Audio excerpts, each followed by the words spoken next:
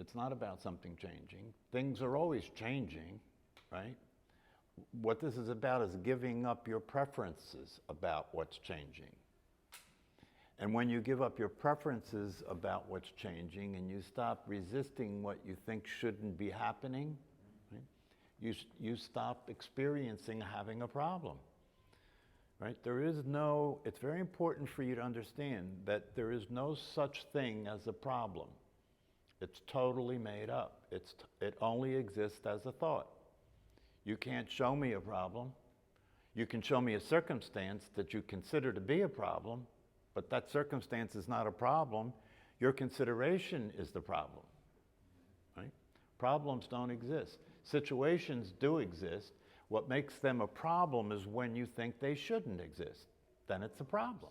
But the practice, you're not practicing in order to make something happen. You're practicing to be awake. Right? And you are awake already, so that's not something that's going to happen. That's something that happens when you stop believing you're not awake. The only barrier to being enlightened is the belief that you're not. I mean, what is enlightenment? Enlightenment is really nothing other than waking up and seeing the truth, seeing things as they actually are, that's all. The lights go on, right? You see things as they actually are. You can do that at any time. That can happen at any time. You don't have to meditate for 40 years first. It can happen at any time because the truth is always true. The truth is always true. And the only thing in the way of it, and the only thing in the way of your experiencing the freedom and the relaxation and the enjoyment of the experience of life is the preferences you have about what should be happening. You are playing God. You're playing God. When you think you know better than God, when you think you know better than the way things are happening, you're playing God. Okay? So if you let things be as they are and stop this idea that you have been conditioned, right? You're really innocent, you know, you've been conditioned to be part of the human race, the way the human race is existing, and the way the human race is existing in ignorance. It's existing in ignorance. It is insisting, the human race is insisting on making reality be what it should be, isn't it? It's insisting. And of course, we in America know better than other countries what it should be, don't we? You know, in God we trust, you know. So you have the nationalism, right? You have nationalism, right? Depending on the country you're in and the society you grew up in, you have a particular point of view, and of course your point of view is the right one. Yeah. And that has to do with religious belief, it has to do with the society that you were raised in, it has to do with the particular experiences you had as a human being since you were born. And the idea that you learn very early on, right, that certain things shouldn't be happening. And when they do happen, you get upset about them happening because they shouldn't be happening, and you're going to try and change that and make it work. You're going to try and change people and make them be the way they're supposed to be. You're going to try and change you and make you be the way you're supposed to be. And you're going to try and change the world and make the world the way it's supposed to be. And if we could just get that to work, everything would be, we'd be in paradise, we'd be back in the Garden of Eden, and everything would be cool. Right? But the one thing that people don't stop and look at is whether or not the idea that things should be different than they are is true. Once you wake up and see you've been sleeping again, you had a bad dream, right? Then it's very important to recover. It's very important to recover. It's very important to allow yourself to settle down, get your feet back on the ground, remember what the truth is, and let go of what happened, right? That's resilience. Get complete. Don't be incomplete about your life, right? It's bad enough. The personality is incomplete about itself. It's incomplete about itself. The personality is incomplete about itself because it can't experience what it wants to experience more than anything in the life of a human being. And it can't experience it in the life of a human being because there's no such thing as a human being. It's all a state of mind. There's no such thing as a human being. When they said to the Buddha, "Are you human?" He said, "No." He said, "Well, what are you?" And he said, "I'm awake." Right? See, when you wake up, you're being human. You're not a human being. You're being human.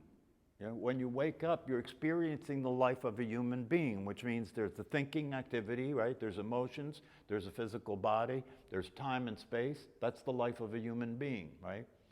And it's a crazy life, right?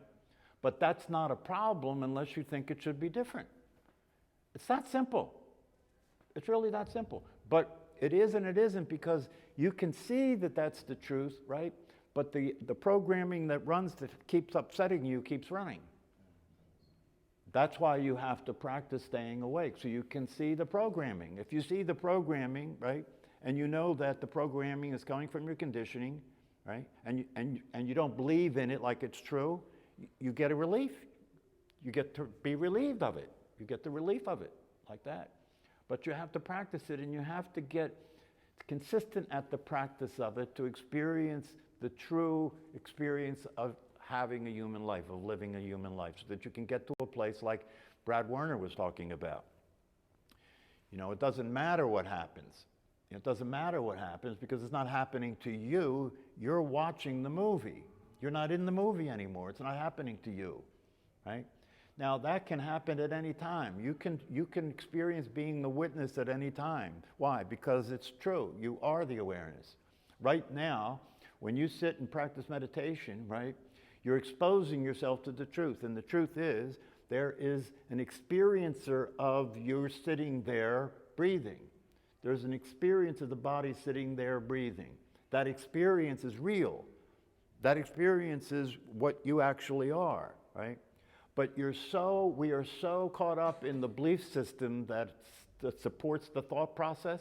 We're so caught up in the belief system that supports the thought process that even when we expose ourselves to the truth, it takes a while to notice it.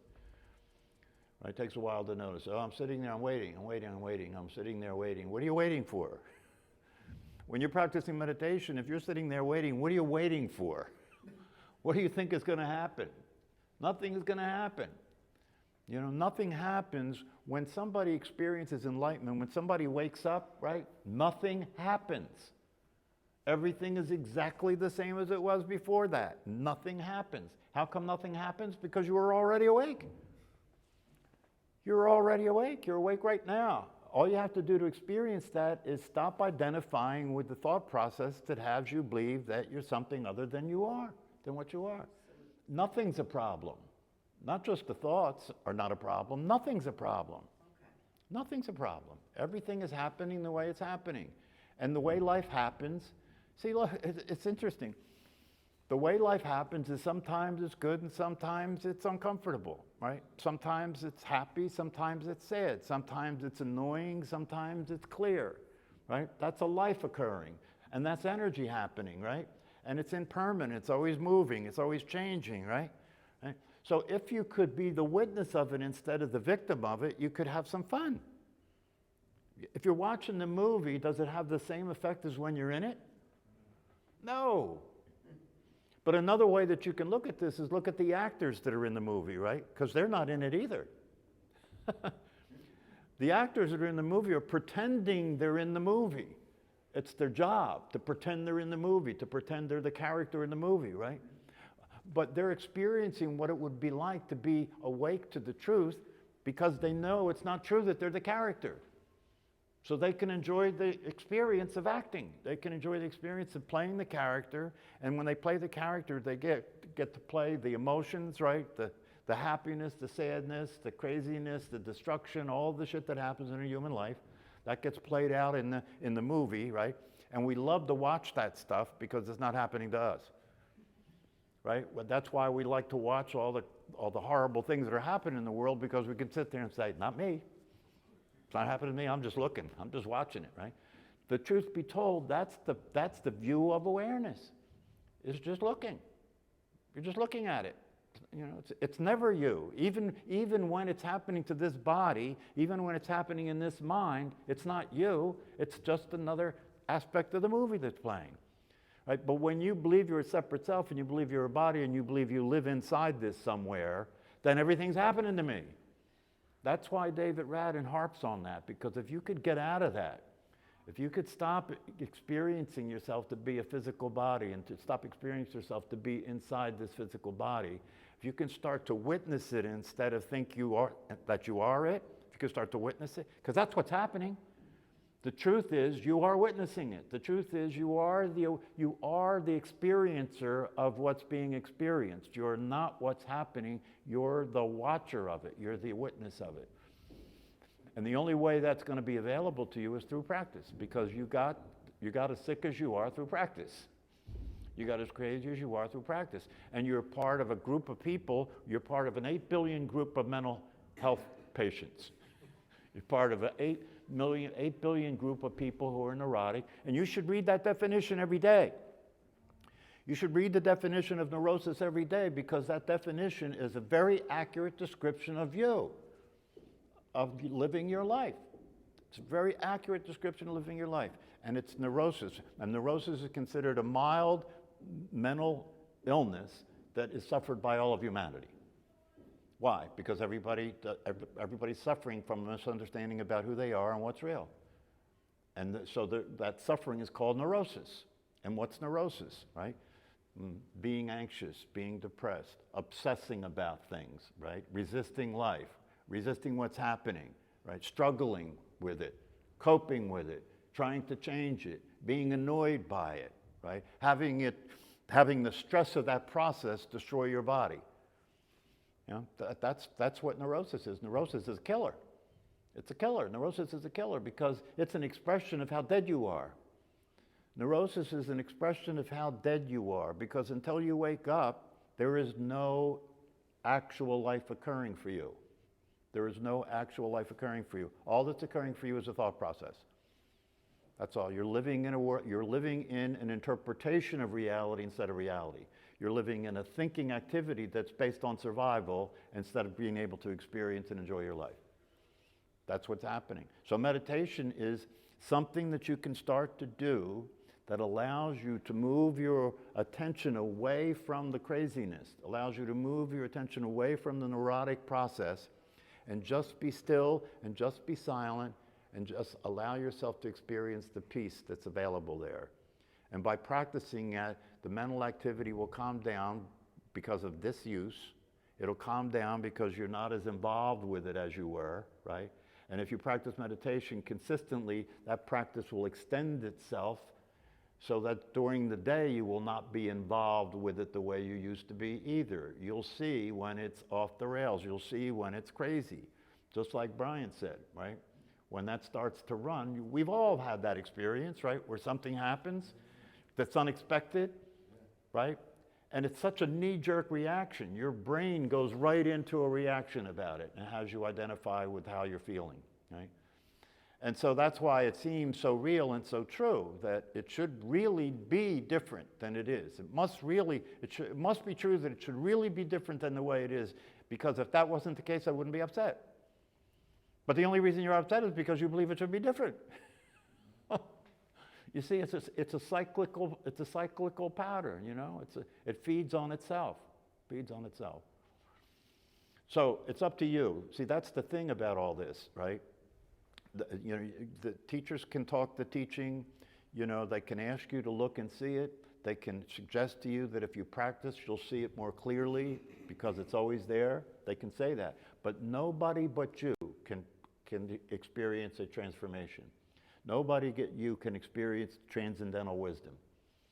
It's available, but nobody but you can experience it, and you have to be willing to make the choice to have the experience because you understand what's at stake. And if you understand what's at stake, then you start doing what works in order to make yourself available to life.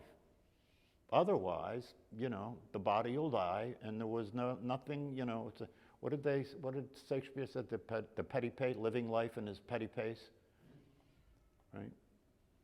And he was describing a typical human life, you know, full of sound and fury, right? Yes. Meaning nothing.